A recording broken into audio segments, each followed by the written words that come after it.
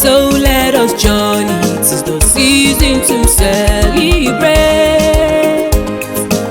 Come let us marry. Kérésìmesì ọdún dé o. Hi guys, good day from wherever you're watching. If you're coming across this beautiful face for the first time, you're welcome to my YouTube channel. For my returning subscribers, thanks so much for always coming back again and again. I appreciate you so much. So guys, something happened this evening, not something bad, okay? We went for a photo shoot with my kids. You know, it's gonna be Emmanuel and Emanuela's birthday. People have been asking me, are they twins? Are they twins? I'll explain to you why they are twins in another separate video, okay? And you know, I was just looking at them. I was just thinking about, oh, I've been a mom for the past 8 years, and Jesus Christ, and look at them. Gently, Rora yo. Oh yeah, bye. Koloma, what is sitting room? You know, I just wanted to come here to share some things, some of my experiences as a mom, which I want to share with someone out there, probably most especially single ladies. This video is meant for single ladies the most. Like, of the points I'm going to be bringing up on this video, they are meant for single ladies, but there are still some points that married women, married ladies can still make use of, especially those that have not started having kids, but they still have the plan, of having kids in the future. Okay, the first thing I have on my list here is complete your academics, complete your education, complete your any academic qualification to the barest minimum before you get married. You get why? Because it's not going to be easy for you to go back to school after getting married and start having kids. I'm talking from experience. This master's that I'm just doing now, I've attempted to do my master's 2 good times. There was a time I have started lectures, we have started receiving lectures. It was just few weeks to exam before I dropped out due to pregnancy. And the other time that I tried, children and everything, until I forced myself into it this time around, okay? So if you have any academic qualification you want to attain to the barest minimum, if your parents are willing to send you to school, probably to do your master's after your first degree, auntie, please allow them to send you before you get married. I know your husband might promise you heaven on earth. Oh, I'm going to send you to any school you want to go to, any length at which you want to go to school, I will send you. And they might mean well, but things might come up in the marriage that will make that all those promises not to be fulfilled. So, in Nigeria, we have this mentality after NYSC like this, straight to marriage. Please, if you have a parent that wants to send you to school, allow them to send you before you get married. Okay. Also, I have on my list here, learn how to drive before you get married. This one sounds funny, right? Some people might be like, oh, I don't have a car, so I don't need to learn driving. If I learn driving now, what will I be using to practice? My sister, go and register in a driving school. Go and register in a driving school. I'm talking from experience. I told you I was just remembering a lot of things that has happened to me in this journey of motherhood. That's why I came up with this video. Please learn driving. Learn how to drive before you get married. I know this applies to Nigerian women the most, or let me say African women the most. I know if you are living abroad, there are some countries that you can't survive without knowing how to drive, okay? But in Nigeria, you can still survive without knowing how to drive, okay? But if you can, please learn how to drive before you start having kids. It's going to come in handy for you. You see, in my own case, I used to be this girl that loved to be driven around. I love to sit down and someone will be driving me about. I'll be, going anywhere I want to go and all. But it got to a point when my husband got a job in another state, I was left with 2 kids. And I'll be carrying the 2 of them on bike. I'll be going up and down alone. Nobody taught me before I went to go and learn driving. Within 1 week of learning in a driving school, I started taking the car out myself, because it became very difficult for me to be going up and down with 2 children. Now I have 3 children, and I can't thank God enough for making me take that decision about 5 years ago of learning how to drive. So please, my single ladies, or even if you are a married woman and you cannot drive, raise up your hand. If you are a married woman coming across this video and you cannot drive, raise up your hand.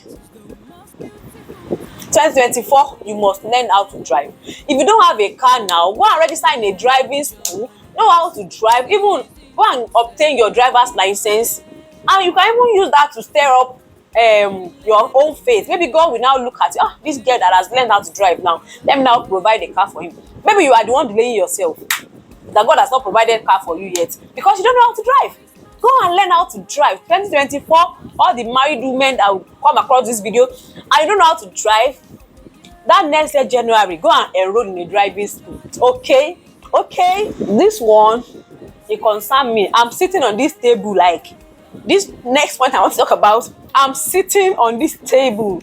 Learn a skill before you get married. Learn a skill before you get married. It's not about going to school alone. Going to school is good, but learn a skill. Learn tailoring, learn hair making, learn catering services, learn any hand skill, beads, leather works, arts and crafts, anything you can think of aside education, aside your academic qualification. Learn a skill. It's going to help you in your marriage. If you want to, who knows, maybe probably you won't get a job on time, and then you're now a stay-at-home mom. You can use those skills, to get money, to get financial stability. I also wish I learned a skill before I got married. It's not too late. It is not too late. Even if you are married already and you don't have a job yet, you can still go and learn a trade, learn a skill. It's going to come in handy. Okay, but if you have the opportunity, learn it before you get married. Okay, this other point is kind of similar to learning a skill, but this has to do about learning a computer skill. I intentionally separated it from learning a skill generally because computer this day, I just use that word computer skill as a compound word for it. Editing, printing, everything. Let me give you a scenario. I released a track this December, a Christmas track, and I wanted to do a cover photo for that album. I reached out to someone that was into printing and editing, all those graphics. The person has to go and bring 5,000 naira. 5,000 naira to do that cover photo. That was how I entered Canva. I started doing this, doing that, and I came up with that cover photo you people are looking at.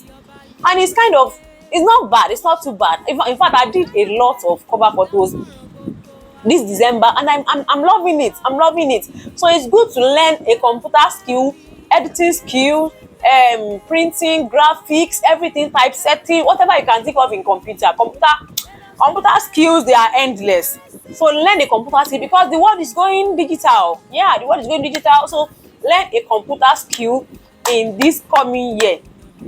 As a single lady, as a married lady, even as a man at this point, learn a computer skill next year. Okay, also as a woman, as a single lady, cultivate the habit of saving. I'm laughing because I'm guilty of this. Cultivate the habit of savings before you get married. If you are used to saving, doing contributions, doing a job, doing any kind of savings that you are convenient with, that you're comfortable with, if you cultivate the habit before you get married, it's going to help you more when you are married. Because I see single ladies that are very, very up and doing, they are very enterprising, they are very industrious. If they get married, things are usually very easy for them. They are used to that kind of life before they got married. But someone that likes to spend all her money, if maybe her parents, when her parents give her money, pocket money, she will spend everything, go and buy ice cream, buy pizza, buy this, buy that, buy shoe, buy bags. She will not think of saving anything. If such a girl gets married, to save will be very difficult for her. I am very guilty of this. I started learning how to save this year that is running to an end. Before, I used to spend everything I come across. But I've learned that savings is very good. It's a way to go. Like, you don't have to, nobody will teach you before you know. But if you cultivate the habit before you get married, it's going to be easy for you as a married woman to save, because bills, they are unending. Bills are unending in a family, in a home. Okay, I also have these points where I said build a strong friendship before you get married. What I mean by this is that have a good, I don't know how to express this. Make sure you have that one friend friend base before you get married. You get why o. In marriages, people tend to become lonely. People tend to become I don't know how to call it, but you know, whenever we're about to get married, we used to think, oh, it's me and my husband alone. Oh, raising my kids, me and my husband going. Your husband will not be at home 24 hours in a day. Your children, there is a little you can talk to them about. But if you have that one friend that you people flow together, you understand yourself together, but please make sure it's not opposite sex. Make sure a woman is having a woman as a friend and a man is having a man as a friend. As a married woman, don't go and be having another married man or a single man as your best friend. Though. I'm talking about a friend. Okay, let me break this down. I know some people when they're about to get married, they used to cut ties with their friends. They will not talk with their friend again. They will not have anything to do with their friends again. It's not good. It's not right. Because you want to get married doesn't mean you should cut off all your friends. You will need them later in life. Okay? So before you get married, make sure you build a very strong friendship with someone that you trust. I'm not telling you to be open to everybody that comes your way, but you have that one friend that you can call, that you can talk to when you are down. You don't even want to talk to your husband at that moment, but there is this good friend of yours that you can, don't get me wrong, don't go and be sharing every information, oh, my husband did this to me, oh, my husband did this to me, oh, my husband did this to me. No, but just have a friend that you understand yourself, that you can even gist about any other thing, not even about your home now, not even about what you are passing through now, that you can just talk together, have a nice time, have a girls day out, girls outing, you understand what I'm trying to say. Don't cut off friendship because you want to get married. Okay, this point right here says be emotionally stable or emotionally strong before you get married.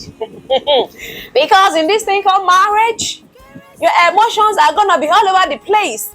Your emotions are gonna be like a roller coaster. You know what a roller coaster is? Your emotions are gonna be rolling. I'm gonna be rolling. Okay, so be emotionally stable. There are a lot of situations in the marriage that will make you emotionally down or emotionally hyper, but make sure you have this strong emotional strength before you get married. Make sure you are not someone that everything pisses you off, everything makes you cry, everything makes you sad, everything makes you emotional, everything makes you down. How many times do you want to be emotional in the marriage? Is it when you are pregnant and then pregnancy hormone sets in? Is it when you just give birth to your baby and then you have postpartum emotions all over the place?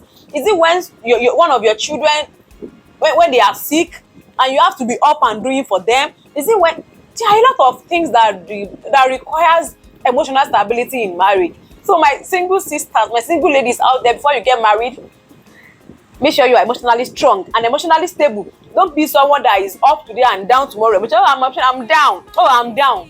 You cannot afford to be down all the time in a marriage, okay? Okay. Have a healthy lifestyle before you get married. I'm gonna break this down. Have a healthy lifestyle in terms of what you eat, in terms of how you take care of yourself, your skin, your hair, your body, self-love. Make sure you build it before you get married, because in this thing called marriage, there is a lot of things that will make you forget about yourself. Especially if you start raising kids, you tend to neglect your own self. You focus on the children, you focus on the home the more. But if you are used to taking care of yourself, taking good care of yourself, you are not going to be caught off guard as regards the way you take care of yourself. Let me put this down to you. If you are someone that your fitness journey, you've always taken it with you've always been serious with your fitness. If you get married, you might relent a little bit, but not like you now forget about yourself totally. You get, if you are this person that you have your skincare routine, you have morning skincare, afternoon skincare, midnight skincare, early morning skincare. After, if you get married, it's still very high for you to maintain. You still have a very high probability of maintaining that lifestyle. Even though you might not have time for midnight skincare, evening skincare, but at least you will do your skincare once in a day. But if you are someone that you don't even take care of your skin before, you don't have any skincare routine like myself, if you get married, it will get worse. Something you have not been doing before. Now you are married, you have all the excuses in the world not to do it. So have a mentor in marriage. Have a mentor before you get married, probably that you and your spouse to be, your husband or your wife to be, that you can talk to. They can advise you, they can put you through things and all. I know some people are of the school of thought that, oh, anything in my marriage, nobody must hear. Third party, they cannot hear anything. It's very good, auntie. It's very good, uncle, that nobody should hear about anything about you. But these days, people are bottling up a lot, and it's affecting their mental health. Some people, they just need someone to talk to. It will just make them feel better after talking to someone. Even if that person does not have the solution to their problems, they just have this burden in their hearts and they want to talk to someone. So guys, have a mentor, or the mentor you are going to be choosing, make sure they are worth being mentors. If you want someone to mentor you in your marriage, and you want to go and choose a woman that is not living with her husband to be advising you in your marriage, what kind of advice do you want?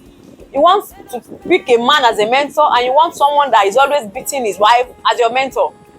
That's not gonna work, okay? So have someone that is up to the standard of being a mentor, to talk to, to advise you, marriage counselor, psychological counselor, any form of counselor you can think of. Before you get married, it will only get better, okay? You get better once you get married. The last but not the least, you guys know I'm a Christian, I'm a Jesus baby, and I cannot take God out of my life. Be spiritually strong, my sister. You get why you? There are a lot of things that will happen in marriages that will require your spiritual strength. So if you are going into marriage, you have to be spiritually strong. You have to be able to pray very well. You have to be able to, NEPA, why now? So, Jesus Christ. So, be spiritually strong if you are going into marriage.